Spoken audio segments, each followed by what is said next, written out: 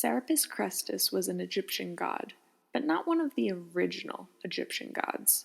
What makes him interesting is that he was also worshipped prevalently in Greece, Rome, and other places all over the world. He is the incarnation of the spirit, or the sun, of the creator of the Egyptian mythologies. He's an oracle of wisdom.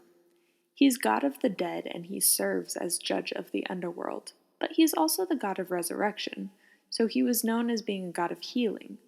He was worshipped with sacrificial bulls on an annual basis, which represented continual entry into the eternal afterlife. Believers of him formed the cult of Serapis, cult meaning cultivators, because the spread of Serapis was very deliberate.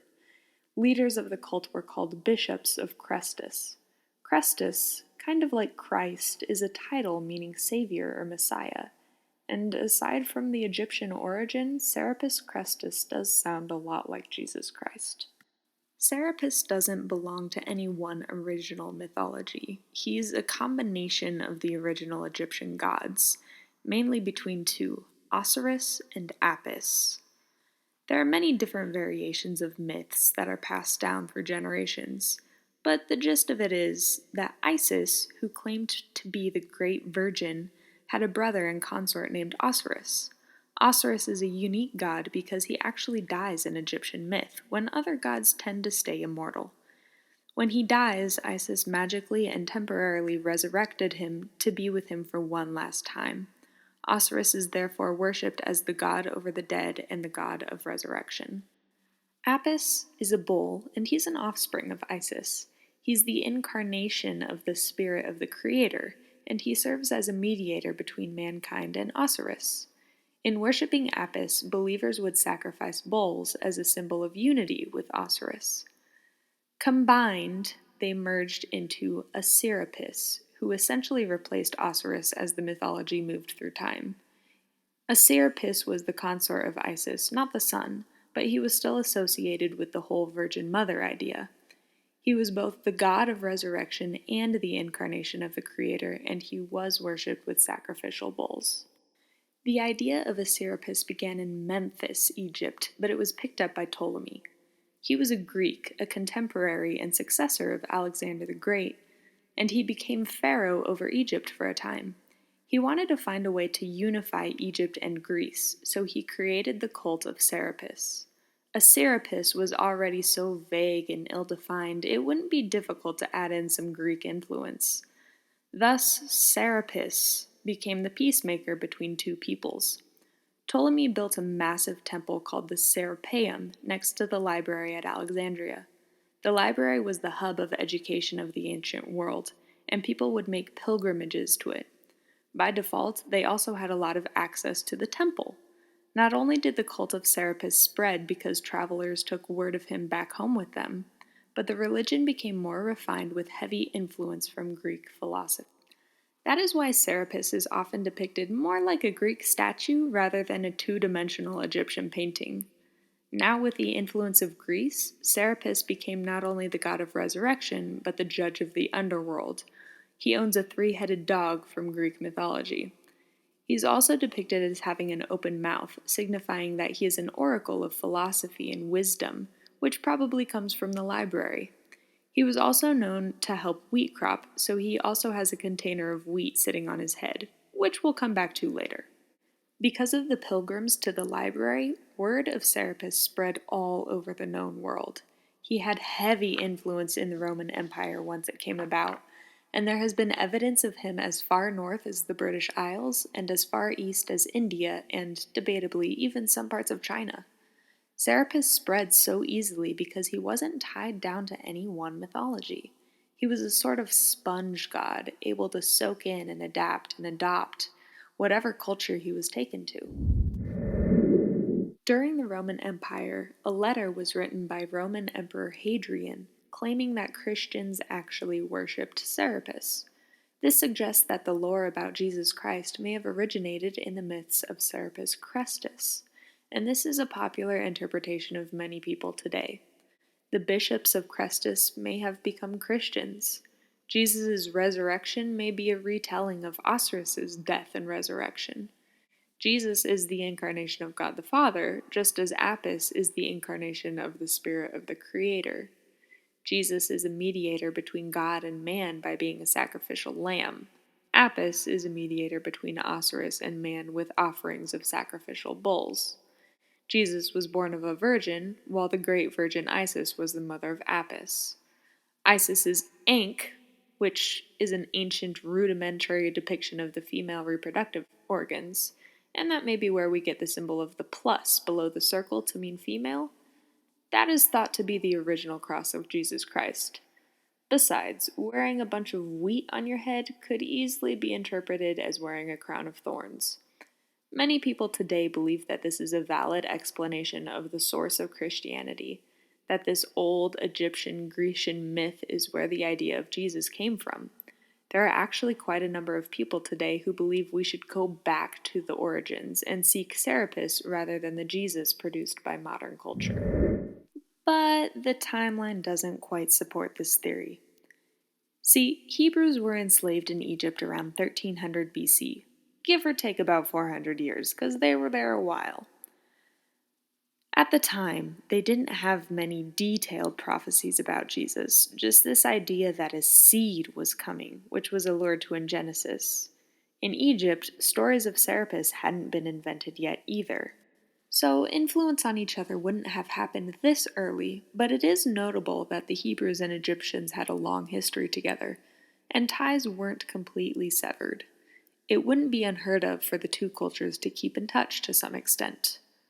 Around 750 BC, again with numbers rounded, the prophet Isaiah and his contemporaries, in other words, the writers of most of the Old Testament, began proclaiming more detailed prophecies about Jesus, such as how he would be born of a virgin, how he would be killed to save people of their sins, how he would rise again, even that he would be born in Bethlehem. These prophecies came before the first record of Serapis, which was around the time of Alexander the Great, for context. Serapis doesn't become a major cult until 300 BC, when Ptolemy built the Serapeum beside the library. Fast forward to Jesus' birth. We know that even as a child, Jesus was already stirring up a lot of controversy. The thought of the King of the Jews being born seemed like a threat to the unrightfully throned King Herod, who called for an infant genocide across Bethlehem. Fleeing the scene, Jesus' mother Mary and adopted father Joseph took child Jesus to none other than Egypt. That's right, they stayed there for quite some time, meaning that the Virgin Mary and her son Jesus, carrying with them all the prophecies about the Jewish Messiah, set up camp in the birthplace and refining center of the cult of Serapis. Then, about 100 years after Jesus was crucified, Emperor Hadrian made that claim that Christians were sketching their Christ from the model of Serapis. By the time he made this claim, though, Jesus had already been out of the picture for a century, and the Old Testament had ended even 4 more centuries before that, meaning that the Old Testament prophecies about virgin births and resurrecting saviors had been circulating through the culture for at least 500 years before Serapis even entered the Roman Empire. Besides that, the Christian faith, even the Jewish faith, is very centered on "you shall have no other gods before me," or "I am the same yesterday, today, and forever." These attitudes and ideas that God is God and nothing's going to change that. The cult of Serapis, however, took a little bit of this Egypt, took a little bit of that Egypt, borrowed a bit from Greek philosophy. It wouldn't be surprising if they were also influenced by the Hebrews, who had been on their mind since 1300 BC.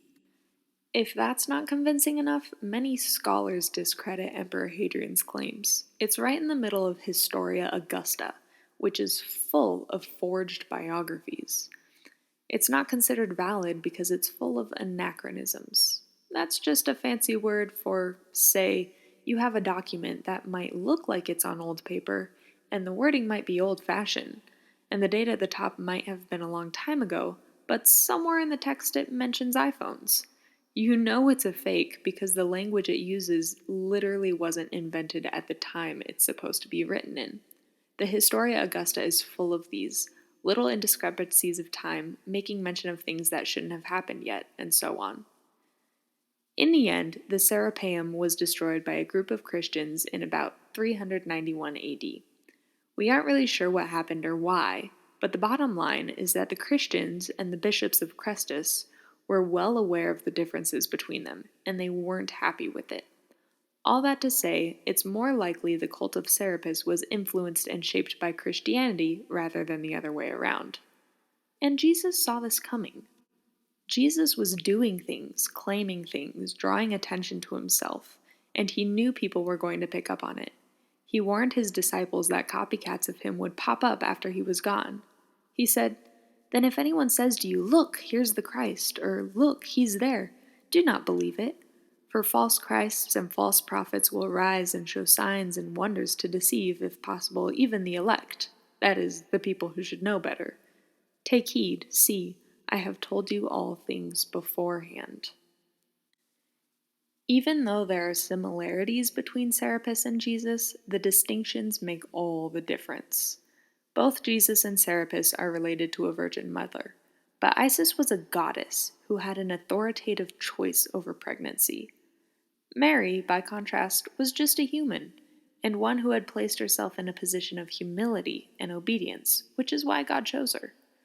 Both Jesus and Serapis were wise teachers. Serapis was an oracle, but only after the Serapeum was built by the library.